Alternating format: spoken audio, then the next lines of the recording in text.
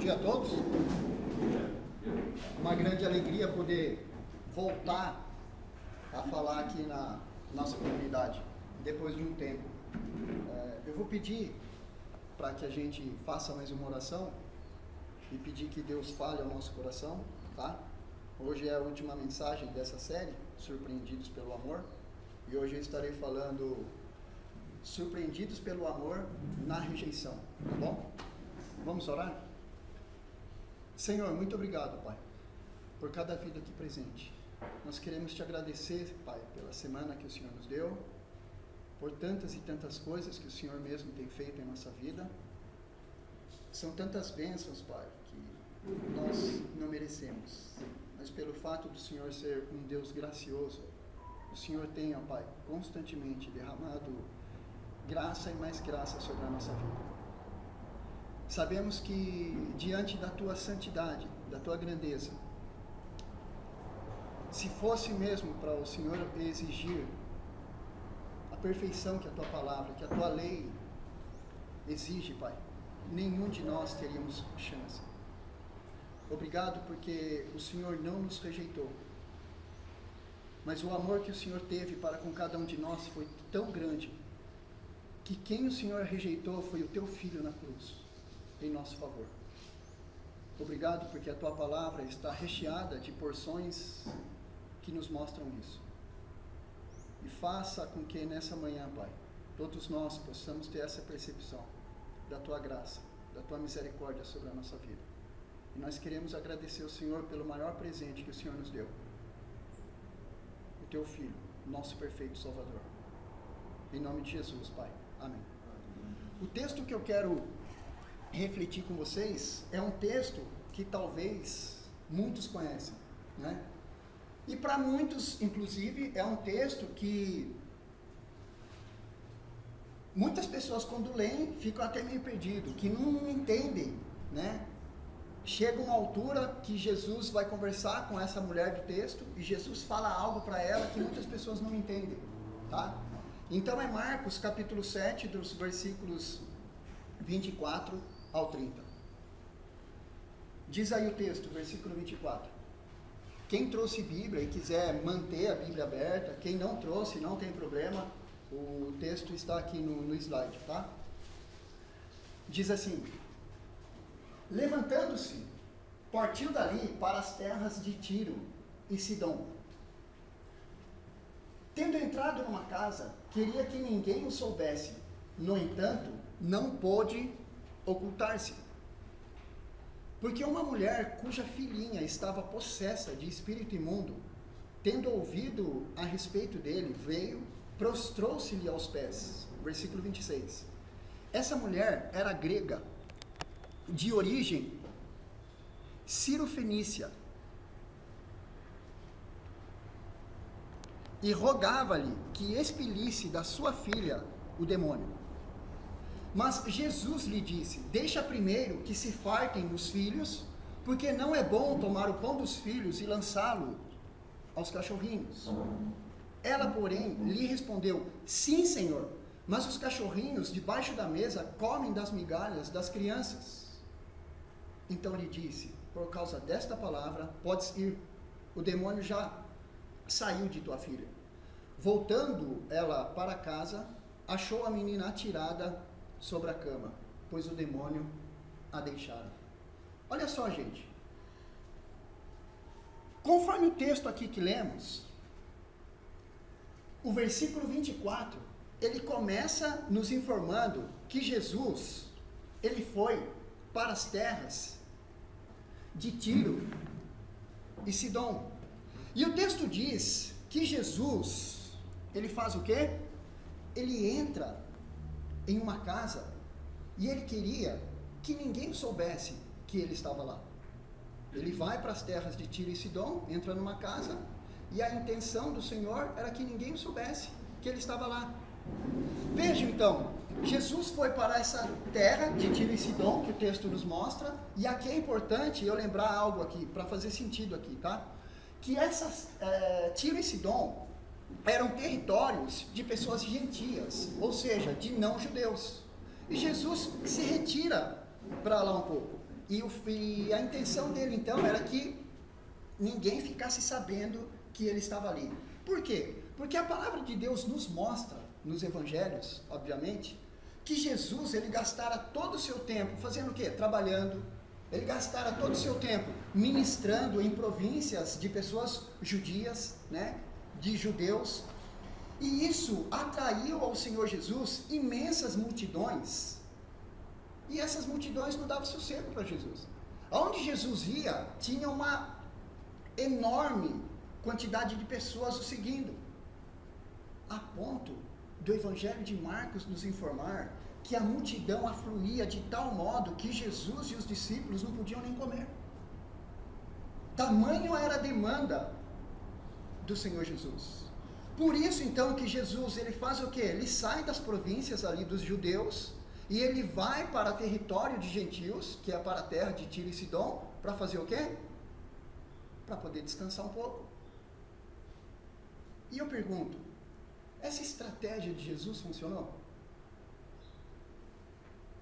Jesus sai de territórios dos judeus e vai para o território de gentios, na intenção de descansar. Essa estratégia de Jesus funcionou? Não funcionou. Por quê? Porque o final do versículo 24 diz aí, que no entanto, não pôde ocultar-se. Não tinha jeito. Já ficaram sabendo que ele estava lá. A NVI diz aqui, não pôde ocultar-se, ela traz assim, que ele não conseguiu manter em segredo a sua presença. Por quê? Porque o versículo 25 nos responde. Porque uma mulher cuja filhinha estava possessa de um espírito imundo, essa mulher ouviu a respeito de Jesus, que ele estava lá nessa casa, ela veio até Jesus, ela vai até a casa e ela faz o quê? Ela se prostra aos pés do Senhor Jesus. Então vejam, irmãos, Jesus, ele queria descansar, ele vai para esse território de não-judeus para descansar, mas não tinha jeito. O versículo 25 diz que a mulher ficou sabendo e ela foi lá. Ela entra na casa e se prostra aos pés de Jesus. Ela faz isso, gente, com ousadia. E olha só, o versículo 26 diz que essa mulher era grega, ou seja, aqui o texto está nos apontando para o fato de que essa mulher era uma estrangeira, ela era desprezada, ela não era uma judia, ela era grega. E diz aí, era grega de origem sírio-fenícia, era a nacionalidade dela, tá? E ela rogava ao Senhor Jesus para que Jesus fizesse o quê? Expulsasse da sua filha o demônio. Percebam vocês que aqui é uma mãe aflita. Para quem tem filho, o papai e mamãe sabe perfeitamente que essa mulher aqui está passando. É um momento muito difícil, muito complicado na vida dela. O verso aqui então nos diz que essa mulher era grega, de origem sírio-fenícia. Então, eu quero destacar isso aqui, para fixar na nossa mente, que ela era uma estrangeira desprezada. Eu acho interessante porque do local que essa mulher era, em função ali da proximidade com a Judéia, muitos teólogos apontam para o fato de que eles acreditam que essa mulher, ela tinha conhecimento dos costumes judaicos. O que eu estou querendo dizer com isso? Eu estou querendo dizer que essa mulher, ela sabia que ela não tinha credenciais religiosas, ela não tinha credenciais culturais, ela não tinha credenciais morais para se aproximar diante de um rabi judeu, como ela fez aqui para Jesus. Por quê, gente? Porque essa mulher era grega. Diz aí o texto que ela era de origem sírio-fenícia. Ela era uma gentia, uma não judia. Ela era uma pagã. Ela não pertencia ao povo de Deus. E ela era uma estrangeira desprezada. Porém, o texto nos diz que a filhinha dela estava possesso de um espírito imundo. Então eu coloco assim, que ela sabe, essa mulher sabe, que de acordo com os padrões da época, ela era considerada de todos os modos uma pessoa impura. E portanto, então, essa mulher, ela não era qualificada para se aproximar de qualquer judeu devoto. Gente, quem dirá então de um rabi, como acontece aqui, que ela vai diante de Jesus e se prostra. Ali, quando ela faz isso, ela vai diante de Jesus e se prostra, ela está diante do maior de todos os rabinos, do rabi supremo, do rabi perfeito, era o próprio Deus na terra. Essa mulher sabia que ela não tinha credenciais para isso, mas ela foi. E sabe o que me chama a atenção quando eu olho aqui para esse texto? O que me chama a atenção é que essa mulher não se importou com nada daquilo, das credenciais que ela não tinha. Ela sabia que ela não tinha credencial, mas ela não se importa. Ela vai até Jesus, mesmo assim. E o texto então nos mostra que ela entra na casa sem ser convidada. Versículo 25, ela se prostra aos pés de Jesus, e ela começa a fazer o quê? Ela começa a rogar, ela começa a implorar, ela começa a pedir para que Jesus expulsasse da filhinha dela o demônio. Olha só que interessante, esse verbo aqui que aparece no versículo 26, rogava-lhe, que em outras versões é suplicar, tá? Aqui no texto ele está no presente progressivo. O que isso significa? Isso aqui, gente, significa que essa mulher, ela implorava para Jesus constantemente. Era algo constante, algo sem pausa. Ela implora para Jesus constantemente, presente e progressivo. Por isso que o texto nos mostra que ela rogava, ela implorava, ela suplicava.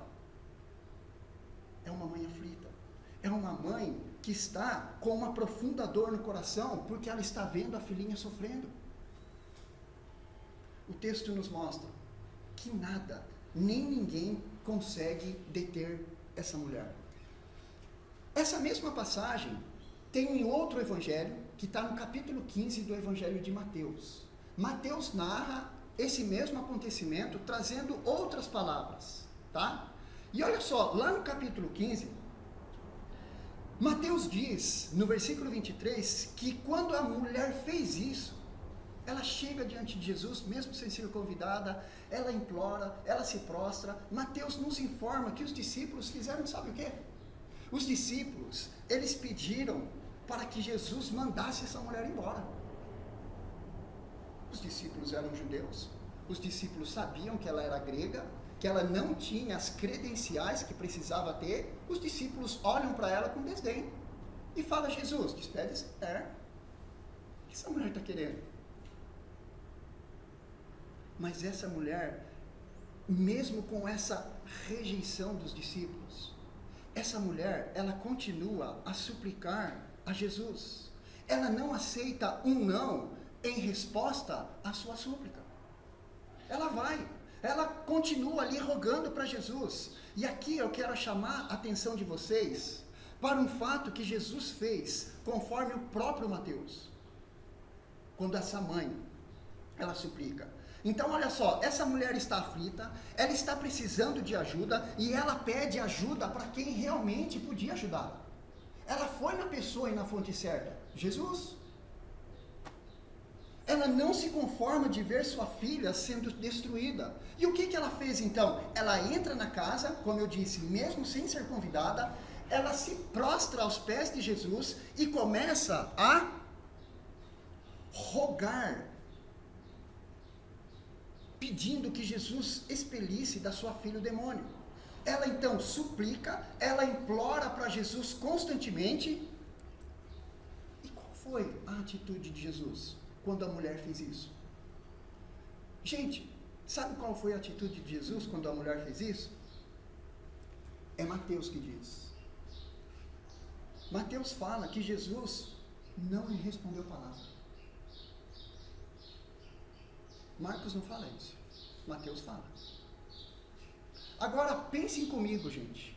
Você que é mãe, você que é pai. Você está passando um momento difícil, vendo seu filho ou sua filha sendo destruída. Você clama a Deus, você pede a Deus. E como resposta, você tem, sabe o quê? O silêncio de Deus. Vejam, Jesus ficou em silêncio. Parece que Jesus foi indiferente com aquela mulher. Parece. Alguém já disse, gente, algo que nos traz uma grande reflexão. Alguém já disse que um dos grandes dilemas da vida cristã é o silêncio de Deus. E quando eu olho para a Bíblia, para a palavra de Deus, eu vejo muitos e muitos exemplos na Bíblia de pessoas que estavam aflitas, de pessoas que estavam passando por momentos difíceis, e essas pessoas buscaram a Deus, clamaram a Deus, foram para a fonte certa, que é Deus, e como resposta, essas pessoas tiveram, sabe o quê? O silêncio de Deus. Muitos gritaram por socorro, muitos oraram em meio ao sofrimento, muitos clamaram, mas só encontraram como resposta Deus em silêncio. E gente, eu pergunto aqui para cada um, você já viveu a experiência de passar por um momento difícil na sua vida? Por uma tempestade na sua vida que parece que não passa. Aí você ora, você clama a Deus, e como resposta você só tem o silêncio de Deus. Você já passou por um momento assim? O seu coração está partido, está machucado. Parece que sua vida não tem sentido, porque parece que essa tempestade não acaba mais na sua vida. Aí o que você faz? Você clama a Deus, você chora, você se prostra, você se humilha, e parece que a sua oração não passa do teto. Essa mulher aqui do texto, ela está vivendo exatamente, gente, essa experiência. Porque Mateus diz que Jesus não lhe respondeu palavra. Ele ficou quieto. E eu digo para vocês que em momentos de tempestades, quando nós ouvimos o silêncio de Deus como resposta, aí o que passa a ferir mais o nosso coração não é mais a tempestade, e sim o silêncio de Deus. Porque Deus não responde. Parece que Deus está indiferente ao meu sofrimento, à minha tempestade. Parece que Deus está indiferente, como parecia que Deus estava indiferente à dor dessa mulher. E vamos ser sinceros, gente, o silêncio de Deus, ele dói mais do que as feridas. Eu coloco que o silêncio de Deus dói mais do que as tempestades que nos rodeiam. E sabe de um outro fato que a Bíblia nos mostra? É que muitas e muitas vezes, o nosso Deus que é glorioso, o nosso Deus que é soberano, criador, o nosso Deus que fala poderosamente, muitas e muitas vezes ele fica em silêncio.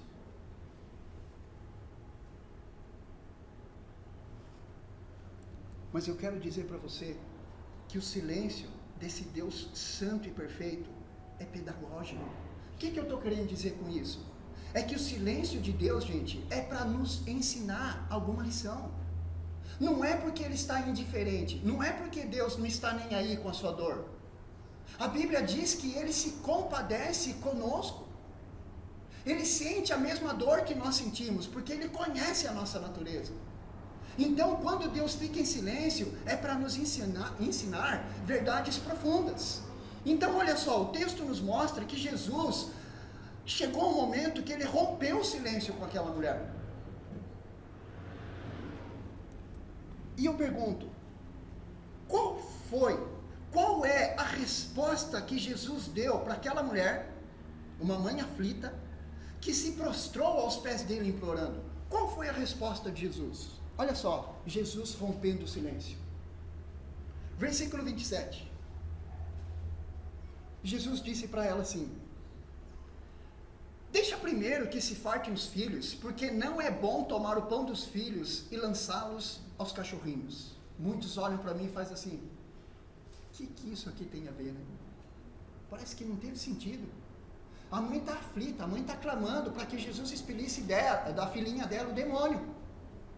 Aí Jesus fala assim: mulher, deixa primeiro que se fartem os filhos, porque não é bom tomar o pão dos filhos e lançá-los aos cachorrinhos. Eu estava lendo um autor e ele disse assim: vocês já repararam que muitos dos ditos de Jesus parecem um pirulito e não um chocolate? O que ele quis dizer? Como que você degusta o pirulito? Você tem que colocar o pirulito na boca e ter calma. Tem que ter paciência. Se você tentar devorar o pirulito rápido, ou você pode engasgar ou quebrar um dente. O chocolate não. O chocolate você põe na boca, ele logo derrete e você sente a delícia que é. Então, alguns dos ditos de Jesus são como um pirulito ou uma bala dura. O que ele quis dizer? Você tem que colocar na boca e ter calma. Ou seja, alguns ditos de Jesus você tem que ler. Você tem que reler. Você tem que querer entender à luz do contexto. Tenha calma, tenha paciência. Senão, não vai ter sentido. À primeira vista, essa palavra que Jesus deu aqui para a mulher como resposta, ela parece ser um insulto. Ou seja, algo ofensivo da parte de Jesus para a mulher. Parece. Hoje, gente, eu quero que vocês entendam aqui, para a gente entender essa resposta de Jesus. Hoje, a nossa sociedade, ela gosta de cachorro. Mas é importante lembrar que aqui, na época do Novo Testamento, a maioria dos cachorros eram cachorros de ruas. Ou seja, eram cães ferozes e imundos. Eu estou querendo dizer que eram animais desagradáveis de todas as formas possíveis e imagináveis. Os cães, naquela época. E vamos entender aqui então. A sociedade daquela época, eles não gostavam de cães. E chamar alguém assim era um insulto terrível. Era algo realmente ofensivo. E lembre-se, nos tempos de Jesus, os judeus em geral chamavam os gentios, ou seja, os não judeus, do quê? De cães. Por eles serem impuros. Então, o judeu, ele se referia ao não judeu como cães. Porque um não judeu, para o judeu, era impuro. Então, eles chamavam o não judeu, os gentios, de cães. E eu pergunto, então o que Jesus disse a essa mulher aqui, foi um insulto? Foi uma ofensa? A resposta é claramente não.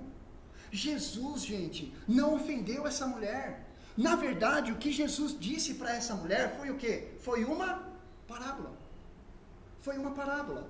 E o termo parábola, eu quero lembrar com vocês, que quer dizer o quê? Metáfora, semelhança.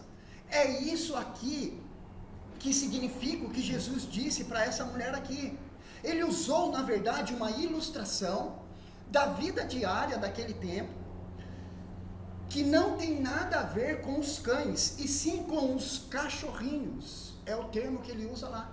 Ele não fala cães, ele fala cachorrinhos. Inclusive, os estudiosos falam que no original, que a Bíblia foi escrito, há uma grande diferença aqui no grego, tá? Para cães e cachorrinhos. Então Jesus não falou cães, Jesus fala cachorrinhos. Olha só, a palavra para cão não é a palavra que Jesus usou aqui. Não é a palavra que Jesus usou aqui. Aquela palavra que os judeus chamavam os não-judeus, né? Por eles serem impuros. Não foi essa palavra que Jesus usou aqui. A palavra que Jesus usa aqui no final do versículo 27 é uma palavra no diminutivo. Gravem isso. Cachorrinho. Foi o que Jesus falou lá. Cachorrinhos era uma referência, eu coloco aí, aos cachorros domesticados que haviam na época, ou seja, como os nossos pets de hoje. Sabe, não sei quem tem cachorrinho aqui, e muitos, inclusive, ficam até dentro da casa, né? Eu tenho um lá que dorme comigo na cama, parece filho, tá? É esse pet, que é bem querido, que é bem adotado no meio da família. Então, era esse termo aqui que Jesus usou, eram os adotados como animais domésticos. E esses animais, realmente, eles ficavam naquela época, entendam, eles ficavam naquela época, esses pets bem adotados, eles ficavam embaixo da mesa e eles realmente comiam as migalhas que caíam. E especialmente quando as crianças estavam comendo, né? Pense comigo, numa criança quando come. É lógico que nós até já vemos, parece que o cenário, né? A criança, quando ela come, é comida para todo lado. E os cachorrinhos, os pets, se apropriavam daquilo, esperando as migalhas para que eles pudessem comer. Então o que Jesus usa aqui é um fato da época. Era algo que acontecia mesmo naquele tempo. Mas olha só, o que Jesus está querendo dizer para essa mulher no versículo 27 é isso aqui, ó. Jesus está falando assim para ela: mulher, você sabe como são as refeições em família. Primeiro, comem as crianças à mesa e depois comem seus animaizinhos de estimação. É lógico, essa é a ordem. Primeiro as crianças, depois os animaizinhos. Não é certo quebrar essa ordem. Lógico que os animaizinhos de estimação não devem comer da mesa antes das crianças. Jesus, ele simplesmente quis dizer, sabe o que, gente, para essa mulher? Jesus, ele simplesmente quis dizer que ele veio trazer o alimento primeiro para os filhos de Israel, ou seja, para os judeus, e que não era justo alguém tirar o alimento que primeiro foi designado para os judeus para dar aos cachorrinhos, que eram os gentios, sem insultá-la, porque os cachorrinhos, aqui Jesus se refere a ela aqui, é esse animalzinho domesticado, bem adotado e bem querido. Então entendam o ponto aqui em questão. Jesus está apenas dizendo para ela que a missão dele é isso aqui, ó, que ele veio primeiro para Israel, para os judeus. No registro de Mateus, inclusive, Mateus, ele fala assim, ó, que Jesus falou assim, ó, nesse ponto: eu fui enviado apenas às ovelhas perdidas de Israel. Então o que ele está querendo, o que ele está dizendo para a mulher é isso: primeiro, mulher, eu vim para os judeus. Você não é uma judia, você é uma gentia. Então calma, não vamos inverter a ordem. E por vários motivos, então, Jesus, ele concentrou primeiro o seu ministério em Israel. A Bíblia nos mostra que primeiro Jesus veio para o que era seu, João 1, mas os seus não receberam. E Jesus veio para Israel primeiro para fazer o quê? Para mostrar a Israel que ele próprio, o Senhor Jesus, era o cumprimento de todas as promessas das Escrituras do Antigo Testamento. Jesus veio primeiro para Israel para mostrar que ele é o cumprimento de todos os profetas. Ele é o maior profeta. Ele veio para mostrar que ele é o cumprimento de todos os sacerdotes. Ele é o maior dos sacerdotes. Ele veio para mostrar que ele é o maior rei, para cumprir a promessa de todos os reis, porque ele é o rei supremo. Jesus é o cumprimento do templo. Sabe aquele templo a que os judeus se dedicavam? E eles inclusive tinham como segurança a permanência do templo com eles. Jesus é o verdadeiro cumprimento do templo, porque Deus se fazia presente no templo. E Deus habitava corporalmente na pessoa de Jesus. Ele é o verdadeiro cumprimento do templo. Então, por isso, Jesus veio primeiro para os judeus. No entanto, após a sua ressurreição, o que mesmo que ele falou lá no final dos evangelhos? Ele não nos dá a grande comissão, dizendo que ide, fazei discípulos de todas as nações. Agora, não é mais só judeu. Primeiro, judeu. Segundo, estende-se às outras nações. Aí, mulher, você é grega? Ok. Você em segundo lugar. Mas inverter aquela ordem? Não. Calma e calma. Então, olha só, gente, aqui no texto. O que Jesus estava dizendo para essa mulher? Eu coloco aqui no slide. Era mais ou menos assim: por favor, mulher, entenda, nós temos aqui uma ordem a seguir. Irei primeiro a Israel e depois aos gentios, às outras nações que você pertence. Calma. Não teve insulto, não teve ofensa, como muitos acham que nesse texto aqui Jesus ofende essa mulher. Negativo. O significado é simplesmente esse. E diante dessa palavra de Jesus para essa mulher, gente, presta atenção comigo. Essa mulher, ela tem uma atitude que me admira. Jesus usa uma parábola para explicar para ela que tem uma ordem a ser seguida. E essa mulher, gente, quando ela ouve a resposta de Jesus para ela tem uma atitude que me admira. Por quê? Porque o texto nos mostra que essa mulher, ela volta a insistir com Jesus. Ela volta a insistir. A filhinha dela estava passando um momento difícil e ela também. Então ela insiste. E o texto nos informa que ela dá uma resposta espantosa para Jesus. Lá no versículo 28, olha a resposta que ela vai dar para Jesus. Ela, porém, lhe respondeu. Olha o que ela fala para Jesus. Sim, Senhor, mas os cachorrinhos debaixo da mesa comem das migalhas das crianças. Olha que humildade dessa mulher. Olha só, em outras palavras, o que essa mulher está falando para Jesus é isso aqui, ó. É como se ela estivesse falando assim para Jesus: sim, Senhor, mas os cachorrinhos também comem das migalhas que caem dessa mesa, e eu estou aqui em busca dessas migalhas. Eu sei que o Senhor é um Deus tão gracioso, tão glorioso, e eu creio que um pouquinho da migalha da tua graça pode cair, e quando cair ela me serve. Ela entendeu que ela não merecia nada.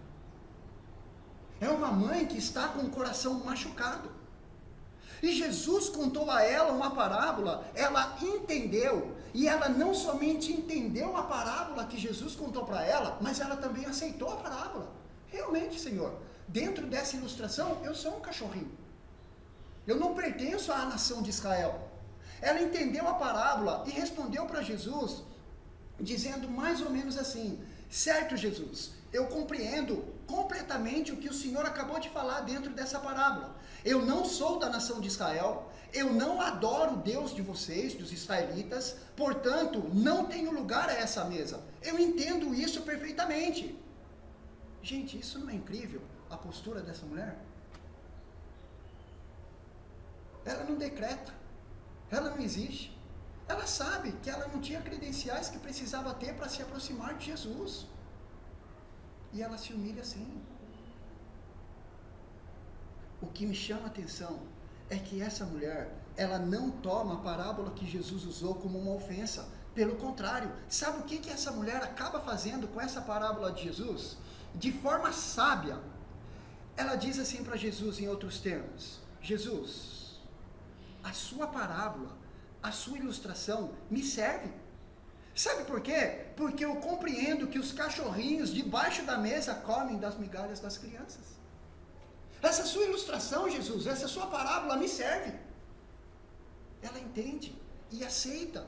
E de forma sábia, então, ela apenas diz para Jesus: tudo bem, Jesus, eu posso não ter lugar a essa mesa, mas nela, na mesa do Senhor, há comida suficiente para o mundo inteiro. E da minha porção eu preciso agora.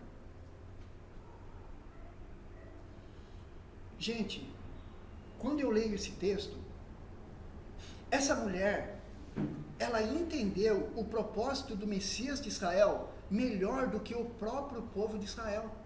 Não é uma ironia isso? Que ironia, gente! Jesus, a Bíblia nos mostra que ele procura ensinar os discípulos que ele escolheu a todo tempo, e diz Lucas capítulo 24 que esses discípulos eram lentos para aprender. Os discípulos não compreendiam as coisas que Jesus falava. Aliás, muitas das parábolas que Jesus disse a eles, posteriormente eles chegavam para Jesus e falavam assim: ô Jesus, explica aquela parábola lá que o Senhor falou que ninguém entendeu nada aqui. Essa mulher, gente, ela é a primeira pessoa no Evangelho de Marcos a ouvir e a entender uma parábola de Jesus, mesmo sendo gentia, mesmo sendo grega. Os judeus não entendiam. Essa mulher, Ciro-fenícia, entendeu? Tomou a parábola e disse: Jesus, essa parábola me serve. Eu entendi o que o Senhor quis dizer, mas eu sei que o Senhor é tão gracioso que uma migalhinha da tua graça pode cair. E mesmo que seja pequena, a minha porção, eu quero agora. Não tem soberba no coração dessa mulher. ela sabe que não é digna, mas ao mesmo tempo ela sabe que Deus é gracioso. E lembre-se então, é uma mãe aflita que está falando, ela está aqui da maneira mais respeitosa possível, ela está travando uma batalha com Jesus, de uma forma respeitosa, e ela não quer ter um não como resposta. Ela persevera. Gente, realmente é de se admirar o que essa mulher fez. Então eu coloco assim, ó, que ela não está dizendo assim para Jesus: Senhor, dê-me o que mereço com base na minha bondade, cheio de orgulho. Não, o que ela está dizendo para Jesus é isso aqui, ó: Senhor, dê-me aquilo que não mereço com base na sua bondade, pois eu preciso disso agora. Estou sofrendo, Jesus. O demônio está acabando com a vida da minha filha. Eu sei que eu não tenho os requisitos necessários para me apresentar diante do Senhor, mas eu sei que o Senhor é gracioso. E um pouquinho dessa sua graça, uma migalhinha que cair para mim me serve. O que é formidável no texto é que o texto nos mostra que a resposta que a mulher deu para Jesus nessa humildade, tomando a parábola de Jesus e dizendo: Jesus, essa parábola me serve. A palavra que a mulher deu para Jesus moveu o coração de Jesus. E Jesus viu realmente na resposta daquela mulher grega, pagã, Jesus viu uma compreensão e um discernimento espiritual na resposta que ela deu para Jesus. E que daí Jesus chegou para ela e falou assim, ó, no versículo 29, por causa desta palavra, mulher, porque você entendeu o que eu disse, você foi humilde, você não foi soberba, você entendeu que primeiro eu vim para Israel. Mulher, por causa desta palavra, pode ir, o demônio já deixou a sua filha. Aqui, algumas versões trazem que Jesus respondeu assim para a mulher, ó, que resposta maravilhosa, incrível. Algumas versões trazem que Jesus respondeu assim para a mulher. A atitude de humildade daquela mulher moveu o coração de Jesus. E assim, gente, a súplica daquela mãe aflita foi atendida. E o que aconteceu com a filha dela? Ela foi curada. Porque o versículo 30 diz que voltando ela para casa, olha o cenário agora, ela achou a menina atirada sobre a cama, pois o demônio a deixara. Gente, para mim, esse texto é extremamente impressionante. Sabe por quê? Porque uma mulher pagã, rejeitada, que os discípulos a rejeitaram, ela entendeu o Evangelho. Sabe o que significa a palavra Evangelho? Boas novas a respeito do Salvador. Ela entendeu o Evangelho. Que nós, que eu, que você não merecemos nada. Mas o que nós temos é por causa da graça desse Deus. Ela entendeu isso aqui, ó, que nós somos mais perversos, nós somos mais malvados do que jamais podemos acreditar, e nós somos. Sabe quando você tem a consciência que você é ruim? Você não é ruim do jeito que você pensa, você é pior. Só que você não consegue pensar no pior. Então você acha que você é ruim do jeito que você acha, mas você é pior do que você pensa que você é.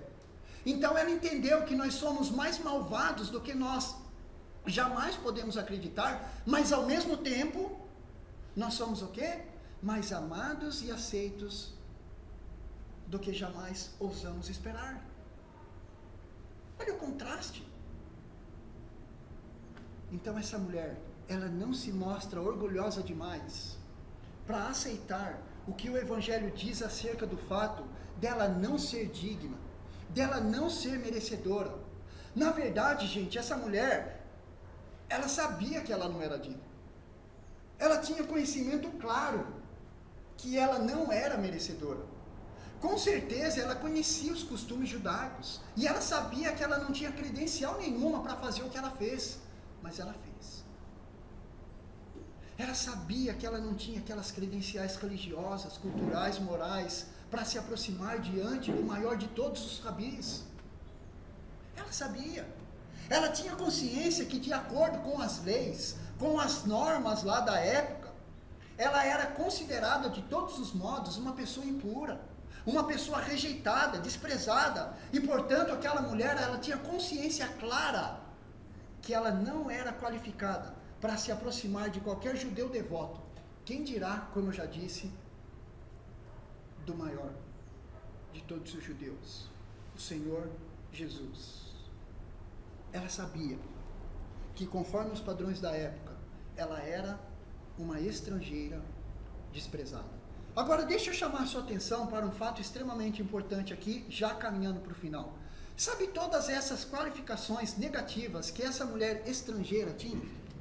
Sabe essas qualificações que ela não podia se aproximar, ela não podia fazer o que ela fez? Todas essas qualificações negativas que ela tinha, eu quero deixar claro que são as mesmas qualificações negativas que eu e você temos diante de um Deus que é totalmente santo. São as mesmas qualificações.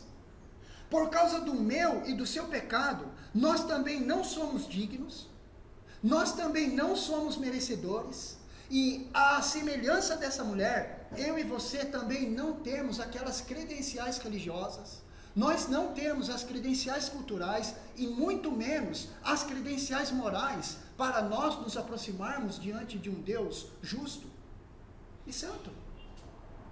Não tem jeito. O que Adão e Eva fez nos separou dessa comunhão gloriosa com o nosso Deus. Para Deus, então, eu e você somos impuros, somos pagãos também. Eu e você, igual a mulher, não temos lugar à mesa de Deus. Esquece. Nós também, por causa dos nossos pecados, somos profundamente excluídos. Se Deus fosse exigir algo de mim e de você, aos olhos de Deus, eu e você somos estrangeiros desprezados. Nós, na verdade, somos considerados não como cachorrinhos, nós somos considerados como cães. Aquele termo insultuoso, aquele termo que ofende o outro. Aos olhos de Deus, nós não somos cachorrinhos, que são os animaizinhos domésticos, que foi o termo que Jesus usou para a mulher. Aos olhos de Deus, na verdade, nós somos cães. Nós fomos contra a natureza de Deus por causa daquilo que os nossos primeiros pais fizeram no Jardim do Éden. Por causa da imundícia dos nossos pecados, eu e você, aos olhos de Deus, nós somos cães. Então surge a pergunta, se temos todas essas qualificações negativas aos olhos de Deus, então, de que maneira eu e você podemos nos aproximar diante desse Deus que é totalmente santo e justo e ter comunhão com Ele? Como? Se temos todas as qualificações negativas, como que a gente pode ter comunhão com Deus? Lembre-se que, por um lado, Deus é santo e justo e não tolera o mal. E Ele não convive com o mal e também não abençoa o mal. Mas, por outro lado, Deus, Ele é amoroso e fiel e Ele não suporta perder aqueles com quem Ele se comprometeu.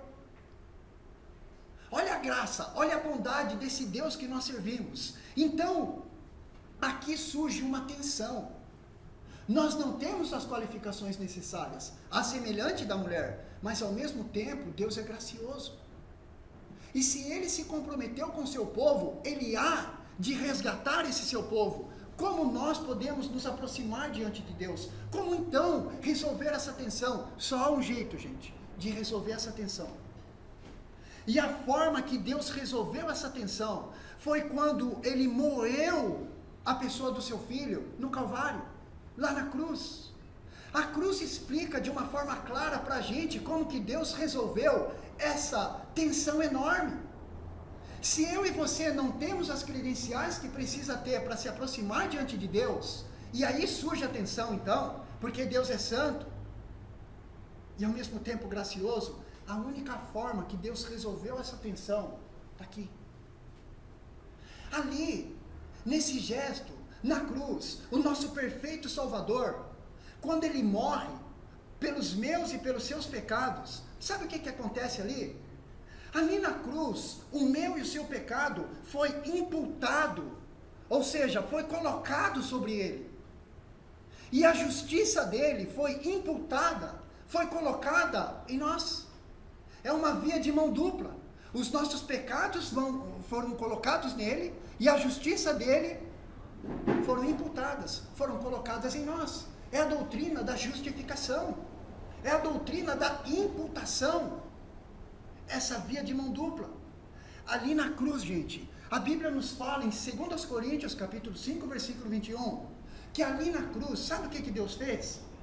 Ali na cruz, Deus fez do Senhor Jesus, daquele que não tinha pecado, um sacrifício pelo pecado meu e seu, para que eu e você, nele, em Jesus, fôssemos feitos a justiça de Deus.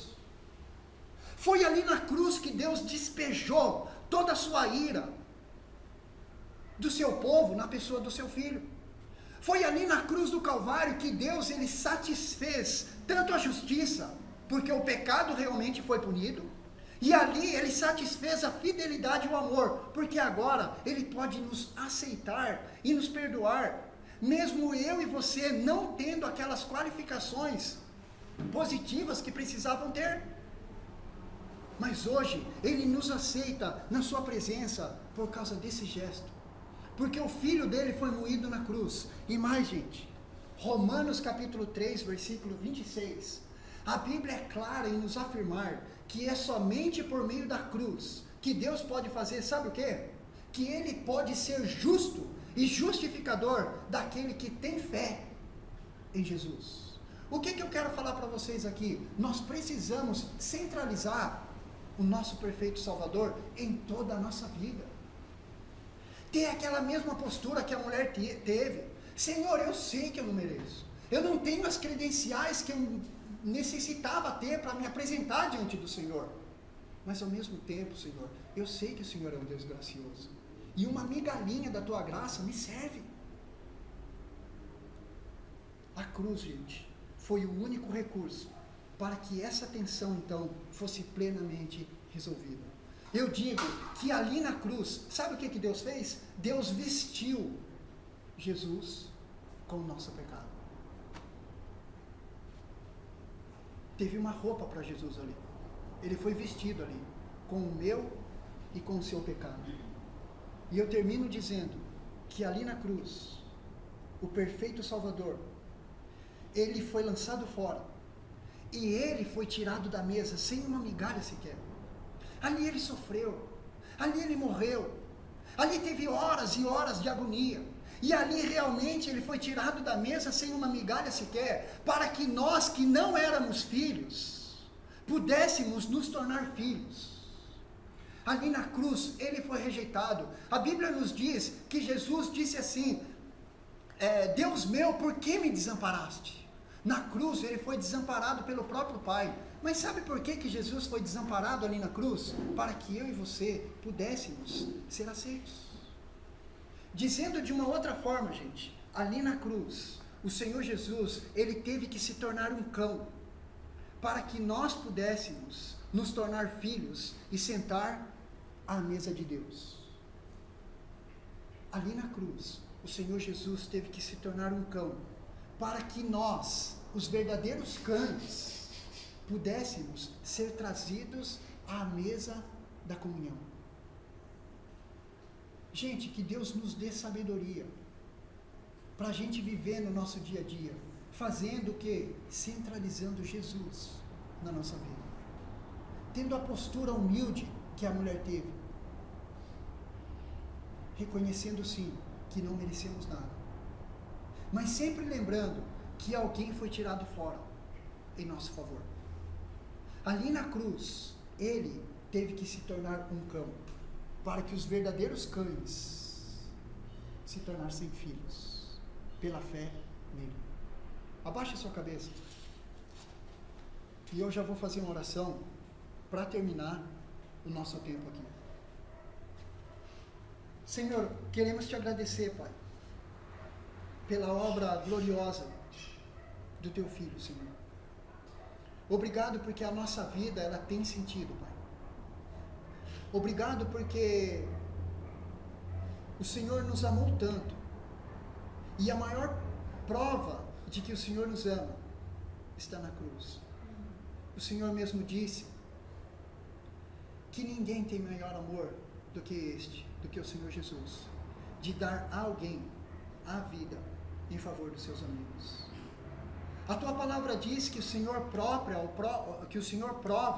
o próprio amor do Senhor para conosco, pelo fato de ter Cristo morrido por nós, sendo nós ainda pecadores. Obrigado, Pai. Obrigado porque nós sabemos que nós não temos, Pai, qualificações necessárias para nos apresentar diante do Senhor. Mas pela obra do Teu Filho, agora sim nós podemos nos apresentar diante do Senhor. Obrigado, Pai, por essa obra tão gloriosa do Senhor Jesus, que é a nossa verdadeira riqueza. Nos dê uma ótima semana, Pai. Nos ajuda, Senhor, passar essa semana com o foco, Pai, nisso, Pai, que foi falado aqui, no Evangelho, de que nós não merecemos. Nos ajuda, Pai, a ter bem nítido no nosso coração e na nossa mente o Teu Evangelho, a Tua palavra, Cristo, Cristo, Cristo. É somente dele que nós necessitamos, Pai. Ele é a nossa suficiência. Nos ajuda a transmitir isso ao mundo. Faça com que essa seja a dinâmica da nossa vida. Nos ajuda, Pai, a colocarmos a missão em prática, falando, Pai, desse glorioso amor para todas as pessoas que nós tivermos a oportunidade. Eu te peço, ó Deus, nos dê um ótimo domingo e uma ótima semana, centralizando, Pai, o Teu Filho na nossa vida. Em nome de Jesus, Pai. Amém.